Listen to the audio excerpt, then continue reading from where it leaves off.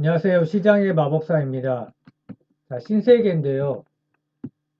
백화점이고 면세점 두 개가 이제 주 사업이고 그 외에 뭐 패션도 있고 화장품은 이제 신세계 인터내셔널이 하는 사업이고 관광 호텔업도 있습니다. 메리어트 호텔.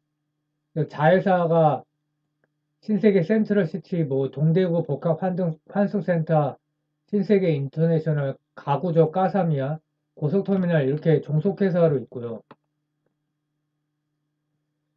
이 주가가 계속 떨어지고 있는데 지금 심각한 게 코로나 저점까지 이탈했어요, 주가가.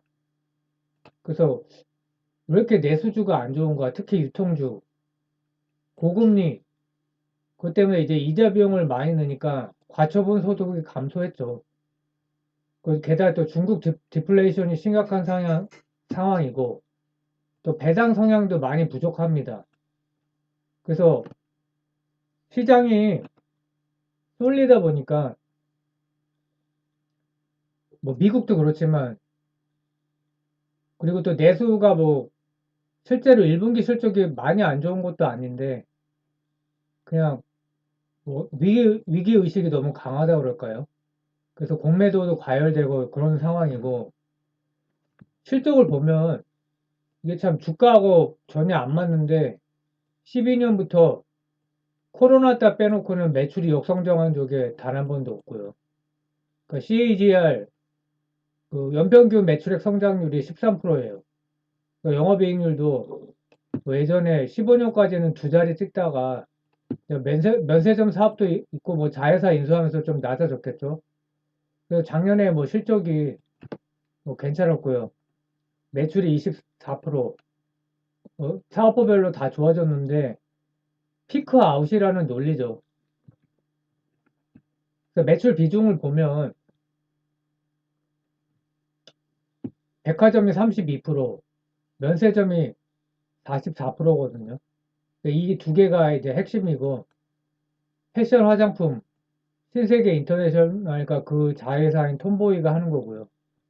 가구 소매업 가삼미아를 인수했고요. 고속터미널 우리가 다 아는 그 회사 이제 임차료를 받겠죠. 그래서 백화점이 24%, 면세점도 성장을 했습니다. 작년에 29%. 나머지도 다 성장을 했고 그 영업이익으로 보면 작년에 면세점이 53억밖에 못했기 때문에 백화점 비중이 거의 80%고요. 근데 과거에는 어땠냐? 19년이 면세점의 그 영업이익이 최고였는데 1116억 영업이익 비중이 24%까지 있었습니다. 영업이익률 3.6%였고요. 21년도는 775억, 영업이익률 2.9%, 3% 정도가 이제 목표치가 가능한 목표치고요. 그때는 영업이익 비중이 15%.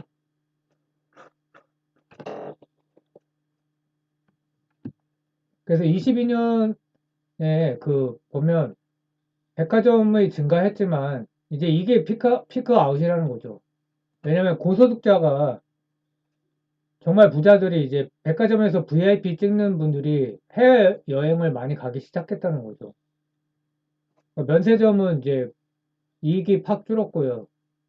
뭐 도소매는 늘었고 뭐 이렇게 영업이익률이 백화점은 20%, 16%에서 20%. 그러니까 요 16% 정도가 정상인 것 같고 면세점은 이제 많이 안 좋고요. 1분기 실적을 보면 그러니까 올해가 중요하죠. 매출이 11.5% 감소했고 영업이익이 6.8% 감소. 근데 이게 중요해요. 지금 이런데도 계속 신저가를 찍고 있다는 거예요. 안 좋긴 안 좋지만 이렇게까지 안 좋은 건가? 이게 그럼 내년, 내후년 미래를 계속 반영한 건가? 주가가 제일 똑똑하다 그러죠. 그럼 정말 이게 앞으로의 계속 실적이 감소할 거를 반영을 한 건지 저는 그 정도는 아닌 것 같은데 시장이 너무 쏠려서 그런 것 같은데 일회성 비용 150억 반영한 거 치면 나쁘지 않은 거죠. 시장 기대치 부합이었어요, 게다가. 근데 이제 2분기는 안 좋을 거라는 거죠. 고마진 카테고리 의류 베이스가 본격적으로 높아지기 때문에 작년에 이제 실적이 너무 좋았다는 거죠. 면세점이 이거는 설명을 백화점이 캐시카우고 면세점이 이제 턴어라운드 관점으로 보는 건데, 일크에 백화점 매출은 6% 증가했고 영업이익은 9% 감소했다. 백화점 뭐 그럭저럭 했고, 근데 면세점이 매출이 34%나 감소했어요. 영업이익은 이제 경영 효율화를 하는 거겠죠, 지금. 그러니까 이게 주가에는 사실 이런 게 문제가 되죠. 면세점이 성장 동력인데 면세점 매출이 감소했다. 그래서 1분기 사업 부문별 실적을 보면 매출이 백화점은 증가를 했어요. 그리고 면세점이 크게 감소했죠. 34%. 이게 좀 큰 겁니다. 주가 영향에. 제가 볼 때는. 그리고 도소매 쪽이 매출은 괜찮지만 영업이익 쪽이 442억에서 7,500만 원인가요? 이러면은 완전 워닝 쇼크인데 의류 브랜드 철수 영향도 있고 경기 침체 영향이 있다고 봐야겠죠.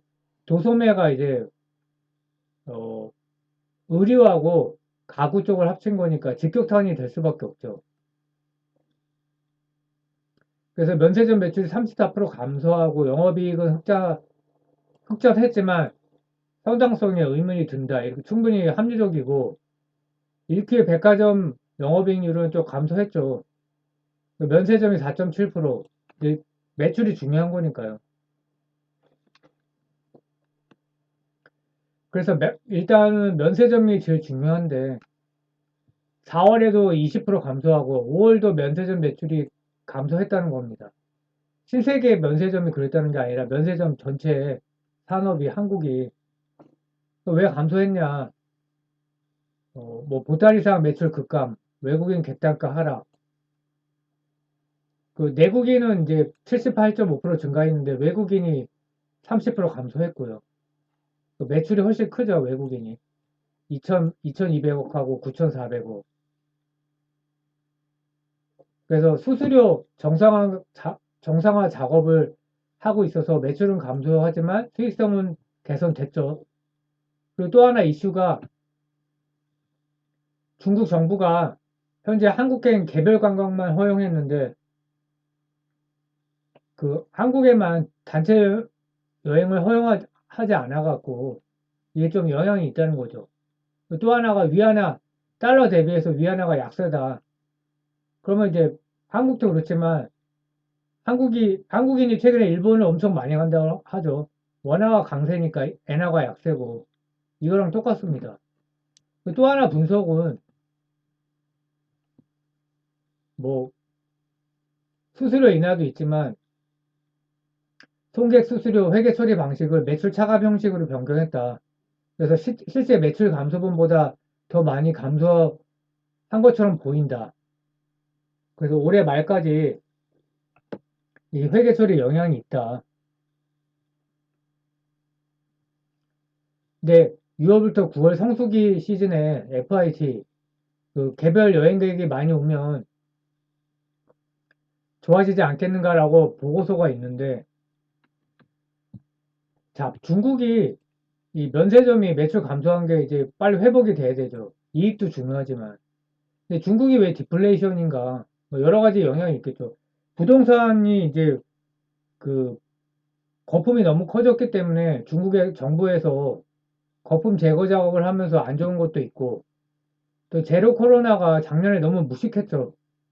공산 독재 국가에서나 가능한 방식으로 해서 이게 공산 공안을 무서워하는데 시위가 일어날 뻔할 정도로 무식하게 했죠. 또 미국이 중국 견제를 하고 있다. 반도체 2차 전지. 이게 이제 디플레이에 영향을 미치고 있고. 근데 또 이제 미국하고 중국 고위 관료들이 만나고 있어서 싸우는 것처럼 하다가 또 협력할 수도 있고요. 공동부유. 그 사교육과 빅테크 규제하는 게 다 영향이 있었다. 그 부동산 시장의 부진이 심화되고 있는데 GDP 20%인데 그리고 청년 실업률이 20% 돌파. 한국은 5%인데 19세, 24세. 그래서 뭐 CPI, PPI가 이게 PPI가 급락을 하고 있죠. 이게 원가 개념인데 그리고 중국이 내수가 이제 GDP 65%인데 사람들이 이제 이게 내용이 뭐냐면 저축이 2배로 늘었다는 거예요. 돈을 쓰지 않는 거죠. 이제 경기 침체가 워낙 심하니까 그 성장률 전망치도 하향하고 그러니까 이게 영향이 큰 거죠, 면세점에. 그래서 21년 5월에 고점 대비해서 지금 46%는 하락해서 실적하고 거꾸로 가고 있다. 그렇다고 1Q가 어닝 쇼크도 아니다. 그래서 정말 모르겠다 이런 상황이고요. 이거 도대체 어떻게 해석해야 되는 거냐. 그러니까 첫 번째가 22년 실적 피크아웃이 현실화되는 거냐. 1Q까지는 별로 이렇게 일회성 비용까지 감안하면 아니거든요. 근데 PER이 4까지 떨어졌다. 보복 소비 형태가 변화했다. 명품 소비에서 해외여행. 저 해외여행 많이 갈 수밖에 없죠. 고물가 때문에 패션 가구 쪽에 당연히 타격이 컸고 부동산 부진으로 이자 비용이 증가하면 가처분 소득이 감소한다. 그렇기 때문에 실적이 안 좋을 것이다라고 예상을 하고 있는 거죠. 주가에 반영된 거고. 중국 디플레이션 4월, 5월 연속 면세점 매출이 20% 감소했다. 2분기도 면세점 매출 좋기가 어렵겠죠.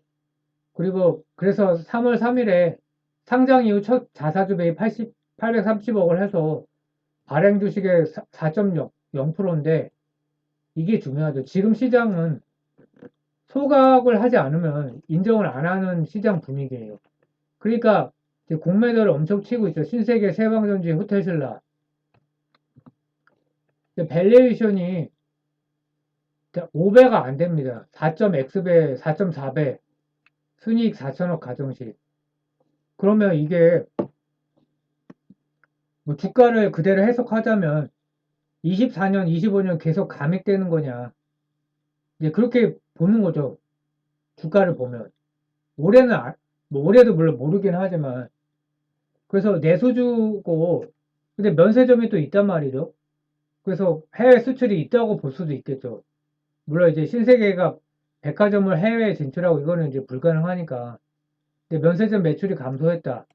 타당한 것 같긴 한데, 야, 이거는 너무 심한 거 아닌가 그런 생각이 들고. 그래서 뭐 성장률 하향을 하고 중국이 안 좋다. 또 하나가 배당 성향이 10%가 안 돼요. 최소 20%가 돼야 되는데, 그러니까 저점이 지지가 안 되고, 그러니까 공매도를 마음껏 칠 수가 있는 거죠. 공매도는 매일매일이 지금 수익이 나는 거죠. 그래서 굉장히 심각한 상황이 코로나 저점보다 낮은 주가라는 거예요. 이게 좀 충격적인데, 롯데쇼핑, 현대백화점, 이마트, GS 리테일까지 다 지금 이 상황이에요. BGF 리테일만 빼놓고, GS 리테일은 편의점이잖아요. 이제 요기요를 인수했나요? 뭐 그것 때문에 그런지 모르겠는데, 그 23년 현재 대형 악재가 무엇일까? 이 백화점이 이렇게 크게 역성장한 거는 IMF, 2003년 카드 사태, 메르스 세월호, 사드 국정농단, 코로나19 이런 대형 이벤트 때 아니면 역성장을 하지 않는데 지금은 역성장이 또 아니거든요. 그럼 주가는 역성장 한다는 거를 지금 가리키는 건가? 경기 침체가 오는 건가? 대규모 악재 시에만 마이너스 성장인데 경기 침체 고금리 영향밖에 없는 거죠. 부동산 부진 경기 침체. 그래서 공매도 거래 제한을 할 정도인데 미국 유통주하고 비교를 해보면 코스코가 뭐 2008년 이후에 한 5배 이상 올랐어요. 제일 많이 올랐죠. 월마트는 생각보다 많이 오르진 않았고 한 3배 정도 오른 것 같아요. 3배 이하로. 근데 너무 비교가 되죠. 근데 한국 유통주는 제가 살펴보니까 10년간 오른 게 거의 없거든요. 자, 해외 진출이 안 되니까 시장이 작고.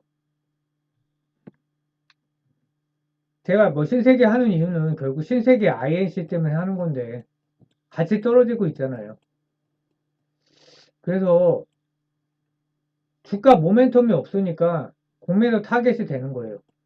근데 배당 성향도 작고 주주 친화가 제대로 안 되니까 찔기죠. 기업이 자사주 소각을 하면 되는데 소각이라고는 또 얘기를 안 하고.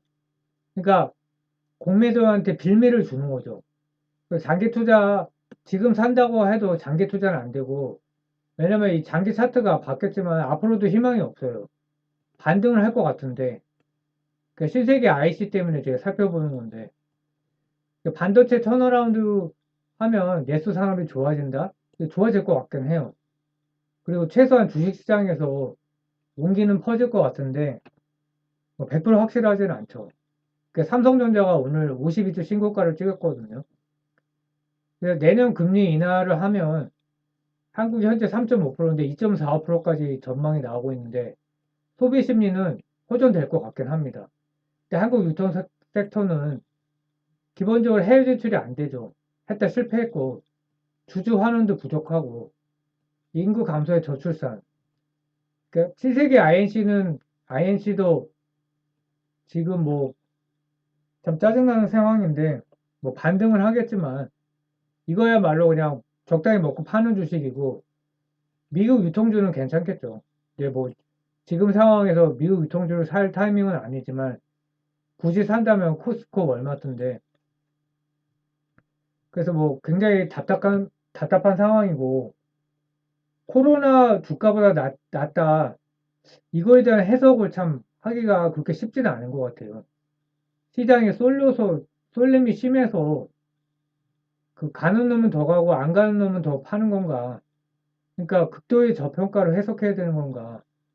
확실한 제가 결론은 못 내리겠지만 뭐 반등을 할 것 같은데 주가가 미래를 반영한다고 보면 한번 생각을 해봐야 될 것 같고 회사가 지금 유통주가 전반적으로 그렇지만 그 확실하게 주주 환원을 하지 않으면 이렇게 계속 신저가를 용인하는 것밖에 안 되거든요. 그래서 참 안타까운 상황이고 반도체가 좋아지면 이제 같이 좋아지는 걸 한번 기대해 보고 있습니다. 감사합니다.